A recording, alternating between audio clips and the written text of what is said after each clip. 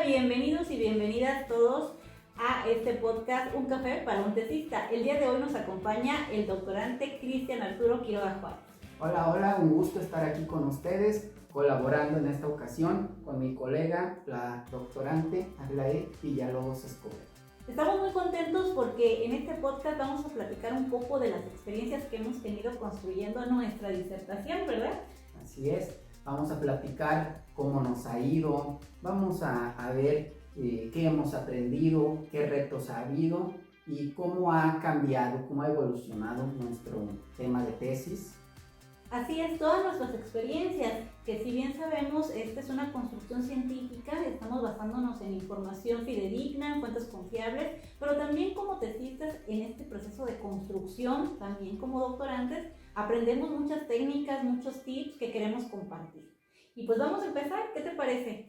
Pues empezamos y bueno, lo primero que decidimos abordar en este podcast es una pregunta muy relevante. Creo que la mayoría de nosotros cuando ingresamos no solo al posgrado, sino desde la licenciatura, es entender qué es una tesis. Esa es una pregunta desde ahí, fundamental, ¿no? Así es. Sí, porque cuando decimos vamos a hacer una tesis, todos tenemos la duda, ok, sé que es un documento que tenemos que construir, que tiene que estar muy bien elaborado, con mucha coherencia, pero en el fondo la pregunta es, ¿qué es entonces una tesis? Y pues bueno, ¿qué es para ti esta tesis, Cristian? Bueno, para mí yo creo que mi definición ya ha cambiado bastante con base en lo que el doctor Edgar nos ha ayudado a entender. Pues ahora comprendo y lo puedo decir muy sencillo. Es un argumento extendido. Es un pensamiento lógico, pero lo vamos extendiendo. Se va haciendo cada vez más grande hasta que ya tienes tu documento completo. Pero partamos de ahí. Es un argumento extendido. Sí, perfecto. Y sí, estamos nosotros tomando un seminario muy interesante en la facultad y nos están enseñando y nos están dando muchas herramientas para poder argumentar, ¿no? Este es un argumento que nosotros tenemos y que tenemos que demostrar que tiene cierta relevancia, que es defendible, este argumento que mencionaba Cristian, que hay una evidencia detrás de, y pues que también nosotros a través de este argumento estamos dando cierta contribución, que tiene que tener originalidad, que es poder dar algo que está validado, pero además que va a servir en el campo de nuestra disciplina de investigación, que en este caso pues son las ciencias económicas administrativas, la gestión para el desarrollo, y pues por allí van, ¿no? Exacto. Y bueno, pues también algo de lo que nos gustaría partir es un concepto, bueno, no un concepto, más bien una idea muy interesante, que es qué atributos debería de tener una tesis. En los libros que consultamos, que son buenísimos, por cierto, vamos a poner por aquí los títulos, por aquí en algún lugar. En algún lado. Y es qué elementos o cuáles son algunos atributos básicos que se esperan. Entonces aprendimos que es principalmente que el doctorante conozca, se vuelva muy conocedor, quizás hasta que domine todo el campo del conocimiento, que comprenda las metodologías típicas que se utilizan y algo bien importante, la forma en que se comunica. Así es, y ese punto de poder argumentar, de poder tener esta parte rigurosa de la investigación, pues nos lleva a demostrar esa madurez del conocimiento, y pues ahí utilizamos también la retórica, que es poder dar a conocer esta idea. Cómo le estamos dando a conocer también tiene que ver con esta formación. Son habilidades que estamos tratando de construir en todo el proceso doctoral. No nada más es escribir la tesis, no nada más es sentarnos y tratar de leer pues la literatura existente, sino también tener un posicionamiento crítico y a través de eso expresarlo, y no nada más en el escrito, también frente a los jurados, ¿verdad? Eso también es muy importante, ¿a quién le estamos dirigiendo esta tesis? Exacto, generalmente nos comentaban los autores que hay guías o rúbricas con las que los jurados se eligen, entonces ya desde ahorita es un tip. Hay que conocerlas, hay que irse familiarizando, ver qué es lo que se esperan que expongamos, que comuniquemos. Así es, y pues cada institución tiene sus propios lineamientos, reglas, incluso de la parte escrita como también de lo que se tiene que presentar.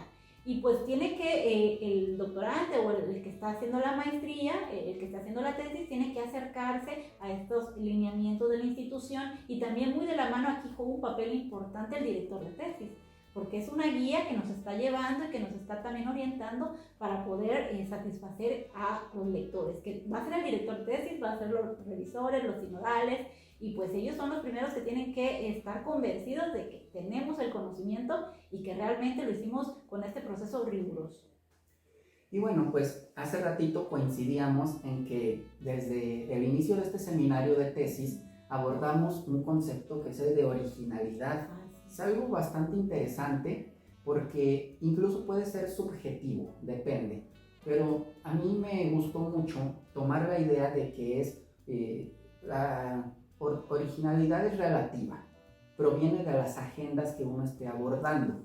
En mi caso, pues yo abordo una agenda política, es de actualidad, entonces eso a la vez que eso le da originalidad, es una motivación, pero también es una agenda científica. Hay que identificar esos rasgos para definir la originalidad.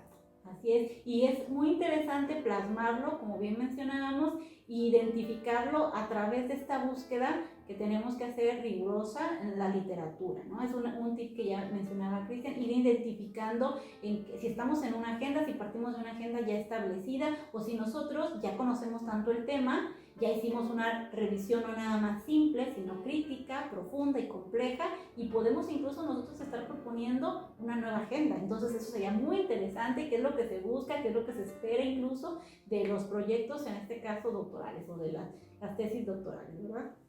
Así es. Y luego también pues surge ahí en la comunidad de estudiantes que a veces nos preguntamos qué es el argumento, qué nos dicen que debe de ser. Así es. Y bueno, nosotros tenemos que colocar nuestro argumento, es nuestro posicionamiento, también tiene que partir de un posicionamiento desde que empezamos a hacer la tesis, y ahí platicábamos mucho con la epistemología, ¿no? Desde dónde nos paramos para argumentar. Y en algunas clases que hemos tenido hemos mencionado que cuando ya estamos dando la idea es que ya estamos definiendo por qué ruta estamos siguiendo, ¿no? Y ya platicando como un poquito más informal desde dónde estamos pensando hacerlo, o sea, vislumbrando. Incluso cuando todavía no empezamos a hacer la literatura, la revisión de la literatura, ya estamos tomando un posicionamiento cuando empezamos la búsqueda.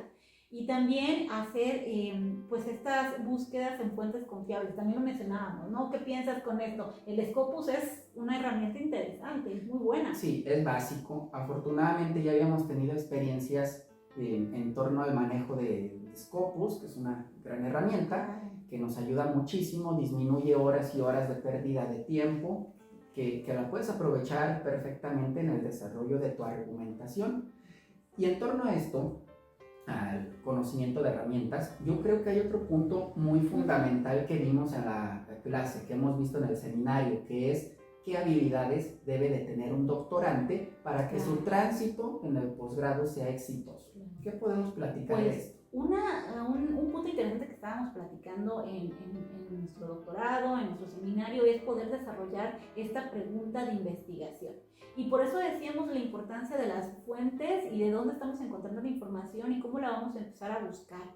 Es todo un proceso incluso previo, ¿no? A tener esta pregunta de investigación. Muchas veces tenemos algún draft, algún borrador, pero la vamos a fortalecer, la vamos a poder mejorar. Es un proceso iterativo también que se nos ha mencionado mucho, el poder encuadrar correctamente nuestra pregunta. Y esta pregunta tiene que estar vinculada pues prácticamente con todos los puntos importantes de la tesis, que ya estaremos hablando, pero esa es una de las habilidades, llegar a encuadrar la pregunta de investigación y qué es lo que motiva a esta pregunta de investigación.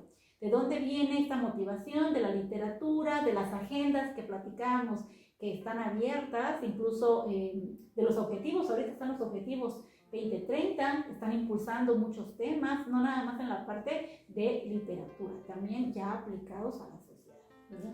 Así es. También es importante, pues obviamente el manejo de la literatura, pero definir las limitaciones. ¿Qué limitaciones tiene mi disertación para la generalización? A veces incurren en errores muy graves de decir, no, mi tesis se generaliza a todo el mundo, a todo el país, pero hay que tener mucho cuidado aquí. ¿Cómo se define la limitación? Pues es qué implicaciones podría tener. Puedo generalizarlo, puedo decir que mi muestra que analicé es generalizable. Ojo, aquí es un concepto muy importante. Y es la importancia que decíamos de los hallazgos, ¿no? ¿Hasta dónde vamos a entregar estos hallazgos? ¿Cómo vislumbramos o vemos a futuro nuestra tesis? ¿Dónde queremos impactar? ¿De qué manera? Es una cuestión metodológica, es una cuestión pues, que va directamente a la teoría, queremos que sea conceptual, queremos que sea un modelo empírico, un modelo teórico. ¿Cómo lo queremos manejar? Porque en la medida en que pongamos las limitaciones y sepamos hasta dónde va a llegar, es mucho más factible pues que se termine en tiempo, ¿no? Eso también nos mencionaban, porque luego nos extendemos y nunca se va a terminar. Entonces es un error que se suele cometer y que incluso en el libro, en la literatura que les vamos a dejar por aquí, habla de los cuentos de terror, ¿no? De lo que no, todos tenemos miedo, de no terminar la tesis y nos estamos allí perfinando casi porque queremos terminarla, pero tenemos un mundo por qué descubrir cuando iniciamos. Pero si no nos limitamos, no ponemos objetivos claros, la pregunta de investigación, esto se abre la brecha demasiado amplia porque muchas veces los temas que estamos estudiando pues tienen ya un bagaje anterior, muchos autores, mucha literatura, y que tenemos que ir encontrando esa brecha del conocimiento, la famosa brecha del conocimiento que nos hablaban desde el primer semestre, ¿no? ¿De acuerdo? Exacto, recuerdo mucho a nuestro director, un saludo al doctor Ricardes, que nos hablaba mucho de la beta del conocimiento, que al final de cuentas es la brecha, en donde esta se identifica, pero ya con mayor experiencia en la investigación, que obviamente el doctorante va desarrollando, y es a través de una revisión simple, pero que como pasan los semestres, como pasa la maduración del conocimiento, se vuelve en una revisión crítica.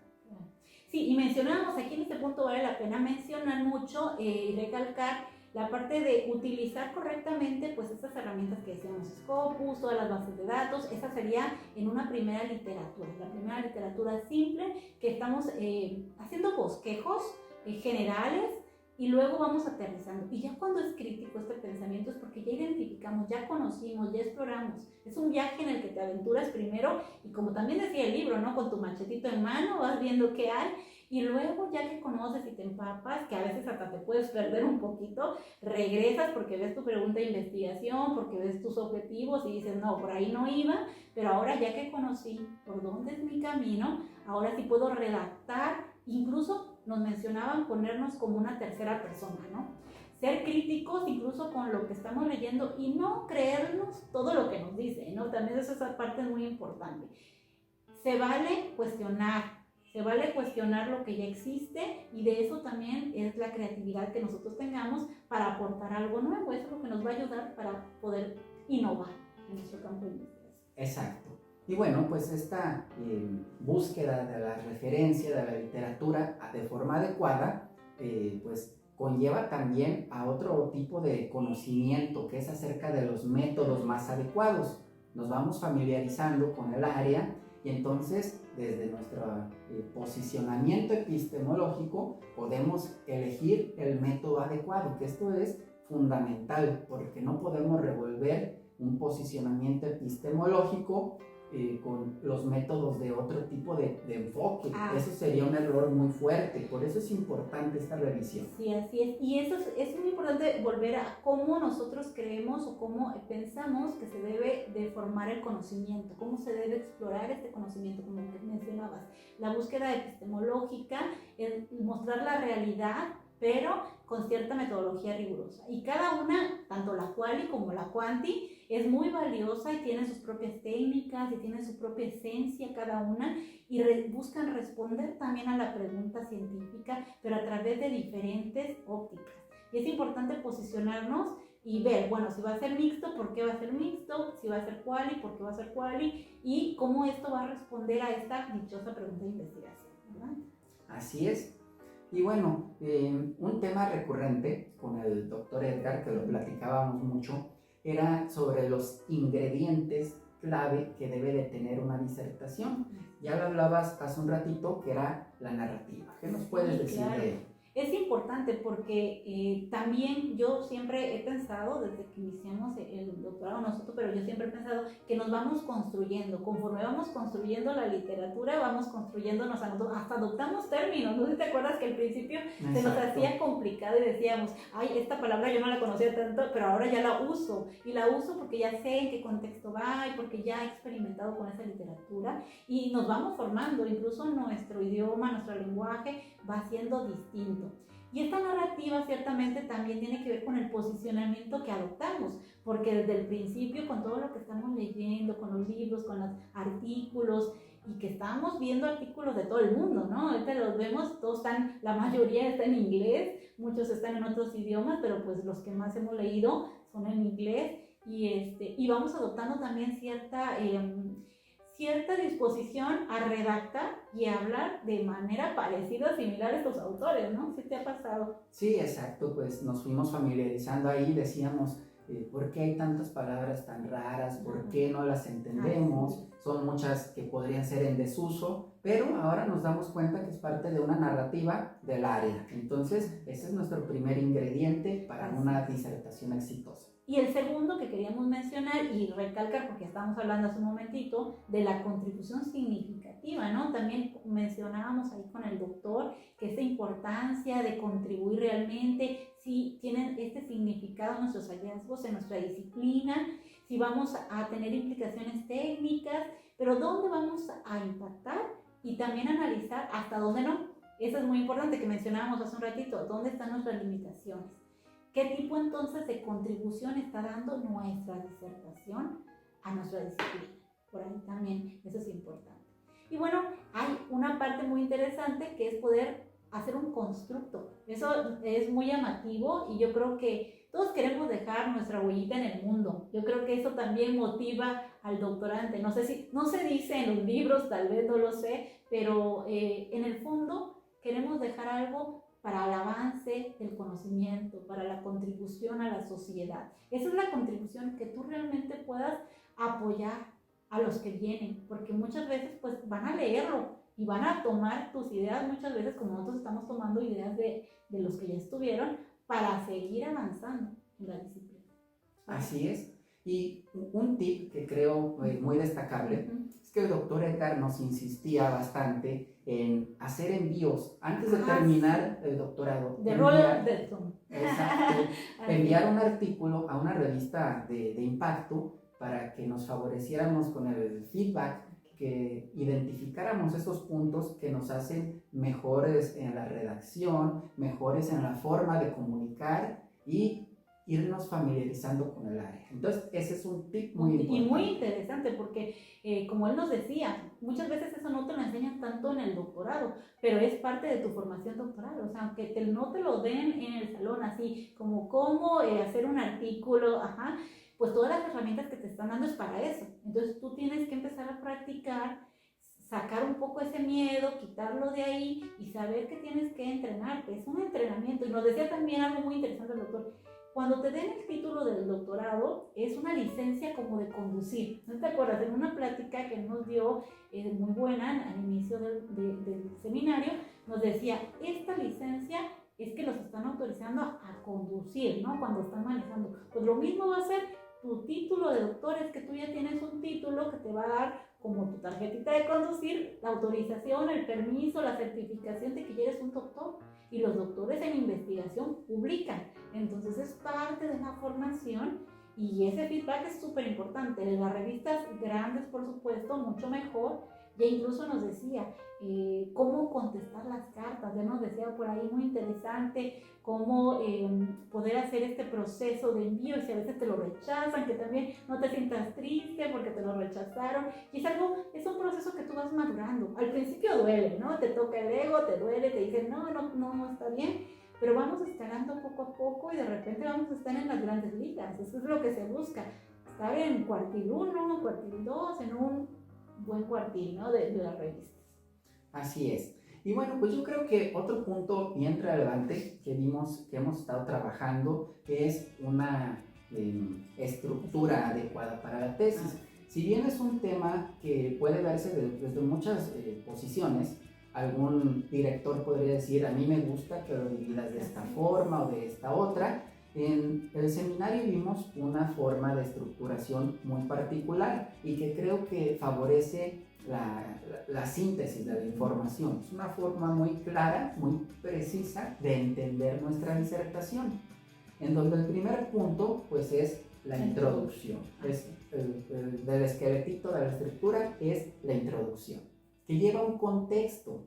En este contexto se identifican las agendas. A mí me gustó mucho esto, sí, hablar de las agendas, exacto, donde de qué se está hablando, qué es lo relevante en tu área. Entonces el contexto es muy importante. Bueno, y ahorita que estamos hablando de eso, a ver, no sé qué pienses, pero tener la introducción ya es como la esencia de la tesis, porque ahí está como en chiquito, está como muy resumido qué es lo que quieres lograr, ahí está tu argumento, ahí está prácticamente todo, pero condensado. Entonces la introducción, como bien nos mencionaban también, se está modificando porque pues estamos madurando en el paso de la investigación, pero es muy importante tenerlo porque es nuestra guía, es lo que si nos vamos para acá volvemos a agarrarnos y para no irnos a otro lado, ¿verdad? Eso es muy interesante. Y lo que decía Cris, que empezar con el contexto, empezar con el problema, con la motivación, con los objetivos y tenerlos presentes en la introducción. Eso siempre es importante. La hipótesis, no confundir la pregunta de investigación con la hipótesis también,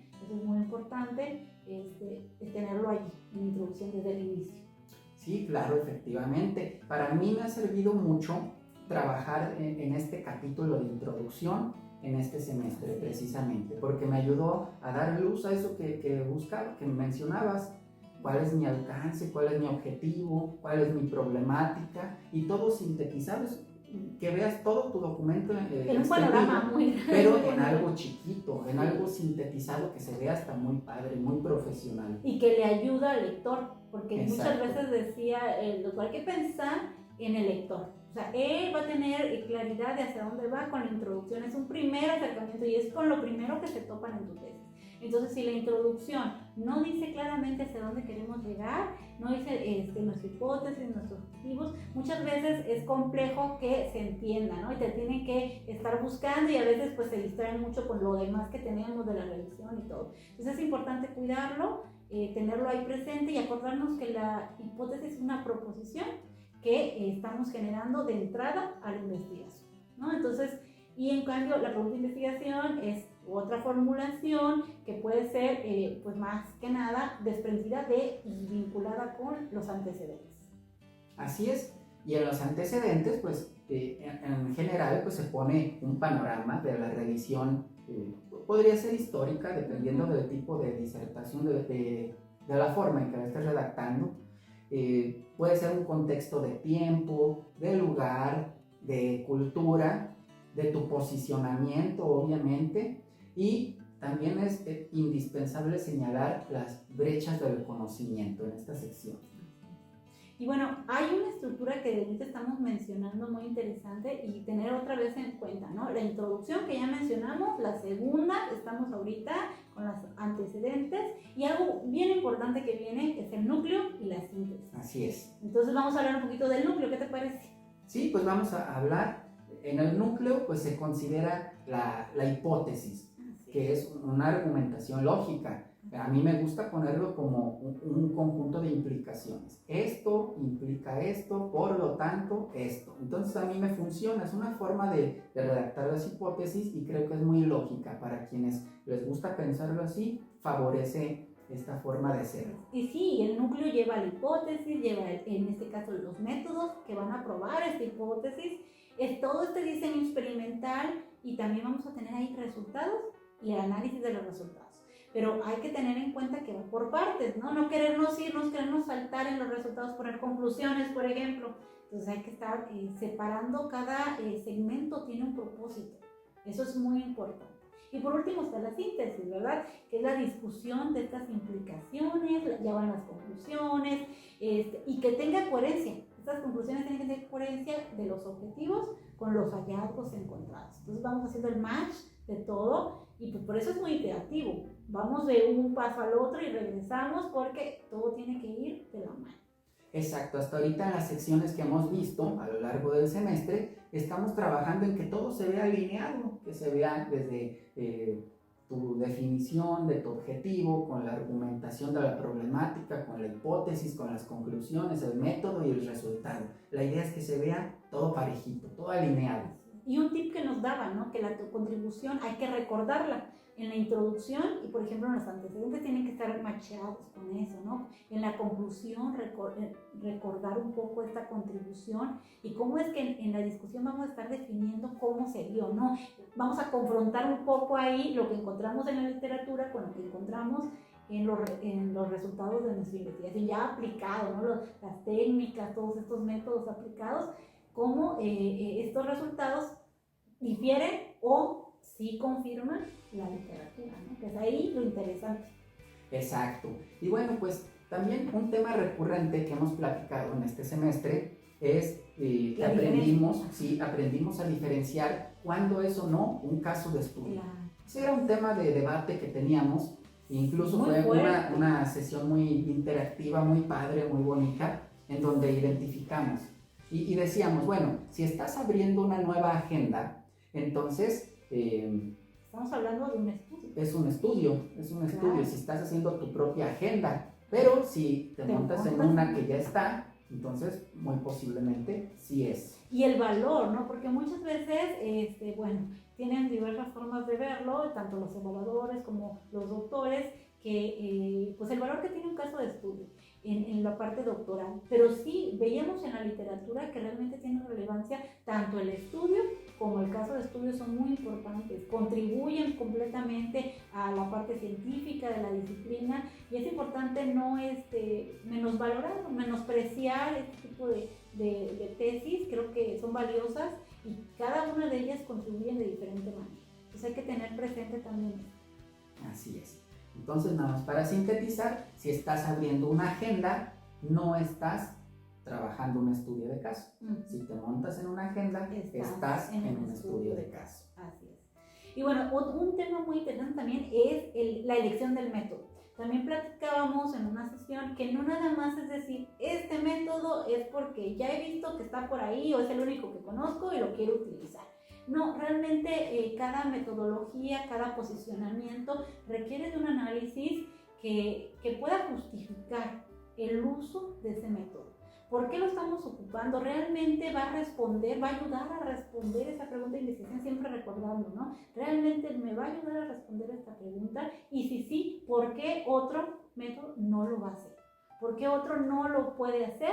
Y por eso lo descarto. Es lo que decía el doctor. Muchas veces no nos damos ese tiempo y ponemos, este es el método, pero estamos dejando atrás ese análisis crítico. ¿El por qué no, verdad? Exacto. Y hay que tener mucho cuidado porque se podría incurrir en el ritualismo. Uso este método nada más porque es el que siempre uso.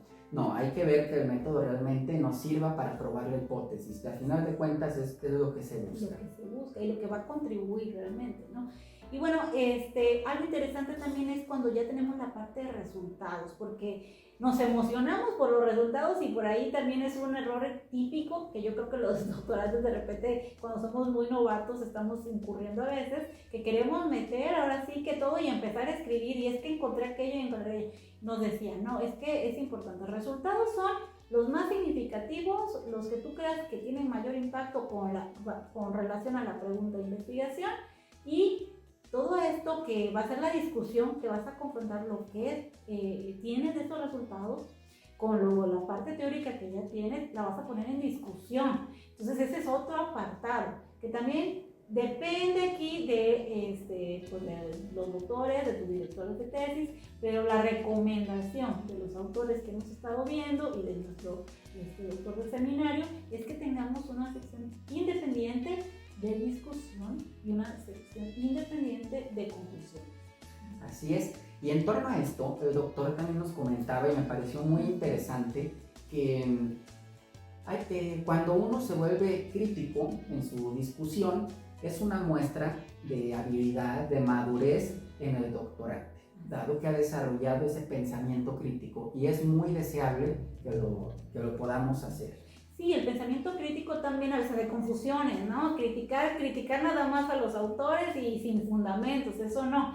Realmente el pensamiento crítico va más allá. Uno, como decía mi compañero Cristian, va enfocado a esta madurez de que ya leímos tanto, ya vimos tanta información, que podemos dar o sugerir que hay algo que se está dejando de hacer o que se ha pasado por alto, que tal vez alguien no lo vio, que nosotros lo estamos viendo ahora, porque tal vez en ese tiempo no estaba. Por ejemplo, la tecnología ha evolucionado demasiado y no es lo mismo lo que pasaba en los años 80, 90, 70 o incluso hace 5 años, hace 3 años, a lo que está pasando ahorita. Después, por ejemplo, de lo que vivimos en la pandemia, se exponenció el uso de la tecnología. Y hoy tenemos una sociedad distinta. Aunque no lo queramos ver o se nos olvide, realmente tenemos una sociedad distinta. Ya el uso de tecnología está en todos lados, la sociedad misma ha cambiado hábitos, ha cambiado formas de pensamiento, se ha transformado, ¿no? Y por ejemplo, en mi caso, que yo veo la transformación digital en las organizaciones, veo otro lente que ya traen los empresarios, en el caso mío, ¿no? En el que estoy estudiando un poco más la parte empresarial, y eso es importante tomarlo en cuenta para hacer la parte crítica, el contexto y analizar los documentos que ya se han hecho, pero no nada más decir está mal, porque está mal, no. ¿Por qué crees que se dejó de hacer y qué se puede mejorar? Esa es la parte crítica. Y algo muy interesante que, si no te acuerdas, que veíamos una metodología para hacer una pequeña metodología para poder construir nuestra parte de discusión. Sí, esta discusión la podemos hacer primero con una lluvia de ideas, ¿verdad? Ya cuando tenemos ahí información, hacer una lluvia de ideas, clasificar nuestras ideas y por último empezar a hacer las conclusiones por cada sección. ¿Te acuerdas de ese tamaño? Exacto, era una metodología pues bastante novedosa, yo no la había trabajado y tiene mucha facilidad para que los resultados y toda la disertación se lea y se discuta, se argumente, se contraste con el pensamiento crítico. Y con los autores principales. Y con los autores más relevantes. Y antes de pasar a las conclusiones, no sé si aquí, paréntesis, vamos a hablar que esta parte de la discusión es súper interesante porque es la oportunidad que ya tienes con tu tesis de ver el panorama completo, como bien decíamos, ver el cuadro completo. Incluso en el libro, que está muy interesante, mencionaba, uno de los libros de la literatura, es la primera oportunidad que tienes para ver todo el bosquejo, toda la pintura, y ya puedes empezar a trabajar, pero ya detalladamente en tus discusiones. Y por eso la importancia de no dejarlo al final, que es lo que decía el doctor, hay que tomarnos el tiempo. Puede tardar incluso meses hacer una discusión, no nos la tomemos a la ligera de porque ya tengo los resultados, ya acabé la tesis, ya me voy a descansar. No, porque realmente cuando tenemos los resultados es el paso que tenemos que dar para ver ahora sí cuáles son estos hallazgos, comparar, ser creativo, proponer y no irnos así corriendo a las conclusiones, sino tratar de madurar un poco más la idea, ¿no? Eso es lo que... Así es. Paréntesis. Y bueno, pues en el tema de conclusiones, pues es algo muy significativo. Se presenta, no es una sección tan extensa, se presenta como algo muy ejecutivo, una sección que realmente permita conocer cómo el doctorante ha atendido o ha cumplido en atender ese objetivo. También establece los vínculos entre la introducción con la conclusión, la discusión y la implicación que tienen los hallazgos, implicaciones teóricas, implicaciones prácticas. Entonces hay que tener mucho cuidado en que la conclusión no sea tan extensa, que sea muy precisa, muy clara. Sí, sobre todo es discutir ahí un poco, mostrar más bien que se ha logrado pues el objetivo, que se ha logrado esta pregunta de investigación, responderla, que es lo que se está buscando. Y primero nos decía, hay que hacer primero la discusión y después la conclusión. Eso es importante, no saltarnos a las conclusiones sin haber hecho las discusiones, porque es mucho más enriquecedor y mucho más claro ya cuando llegamos a la parte de conclusiones de esta manera. Y bueno, hay una parte aquí que queríamos compartir un poquito de nuestra experiencia, de cómo nos ha ido, aunque ahorita ya estamos platicando bastante, pero, por ejemplo, Cris, ¿qué cambios has tenido tú o qué has notado en tu tesis? Ya platicabas un poquito, pero pues... Sí, bueno, he visto algunos cambios muy significativos, pero también me gustaría recordar un tema muy relevante que era el de la ética, de la ética en los resultados. Entonces, es algo fundamental que el doctorante que se está formando, que está por recibir una licencia, tenga los valores éticos y sea responsable.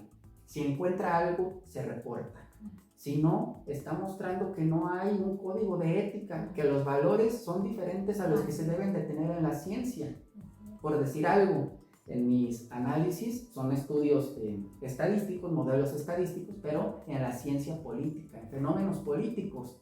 Entonces yo creo, y nos decía el libro, es un deber de vigilancia, de confidencialidad y honestidad. Por lo tanto, hay que mostrar los resultados. Si no, no estás haciendo ciencia, no estamos siendo éticos. Y así, en la parte de ética, a mí me pareció muy interesante cuando comentaba el libro, ¿no?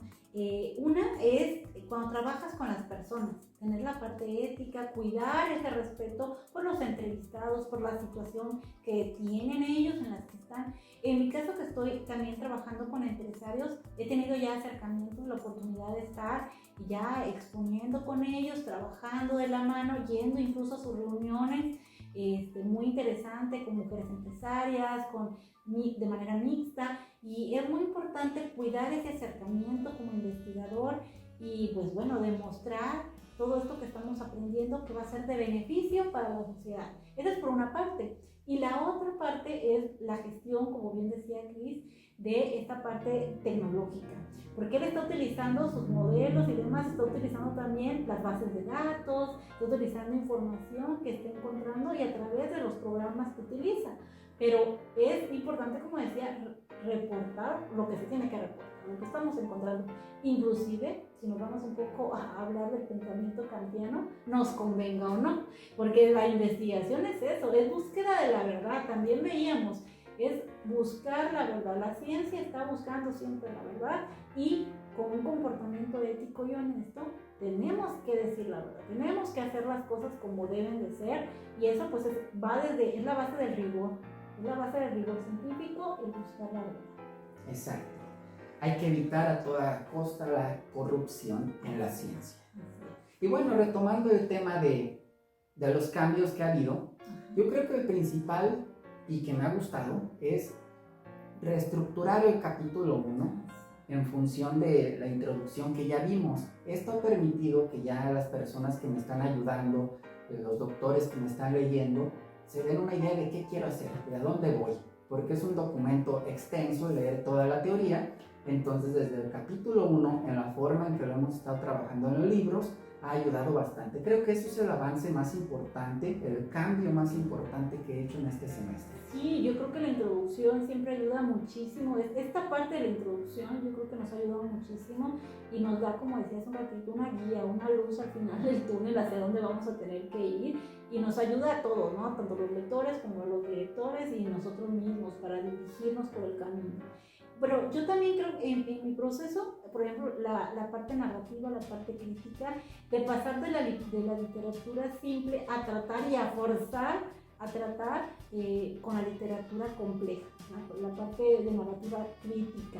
Yo creo que esa es una madurez que se está adquiriendo y que yo me siento muy contenta. Yo me siento muy contenta de estar adquiriéndolo. La verdad es que el doctor ha sido muy aperturado, ha sido muy buena onda con nosotros, la verdad, porque nos ha compartido su experiencia, no nada más la parte teórica, no nada más los ítems que hay que ver o los ítems que hay que ver, o los puntos, ¿no? También a través de todos estos puntos revisados de la teoría, en cada uno él ha estado compartiendo sus propias experiencias como doctorante, cuando fue alumno, como ahora como investigador ya formado, que publica en revistas muy interesantes y que también nos está compartiendo este tipo de tips, ¿no? Que ya platicamos hace un ratito.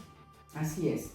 Y bueno, pues para concluir nuestro podcast, ¿qué avance hay? ¿Cuánto avance tienes hasta ahora? Pues yo creo que se ha avanzado muchísimo. En mi caso, este semestre yo siento que he avanzado mucho. Digo, ya me he esforzado bastante a tratar de ser más crítica en mi tesis, desde la parte metodológica, la parte de literatura, incluso pues la parte de introducción, que yo la verdad en un principio, antes de entrar a este semestre, me sentía un poco perdida de qué realmente poner en la introducción. Yo sentía que todo iba a tener que ir ahí, no sabía qué, pero ahorita fue tener certeza, tener claridad ¿qué tiene que llevar una introducción? Eso yo, la verdad es que me lo imaginaba y más o menos en la parte empírica lo ponía, pero ahorita ya siento, son estos puntos que hay que concentrarse en colocarlos de manera correcta, ¿verdad? Entonces yo siento que sí se ha avanzado, en mi caso yo creo que ha avanzado bastante en la tesis, y la parte metodológica, que ahorita estamos trabajando en la investigación,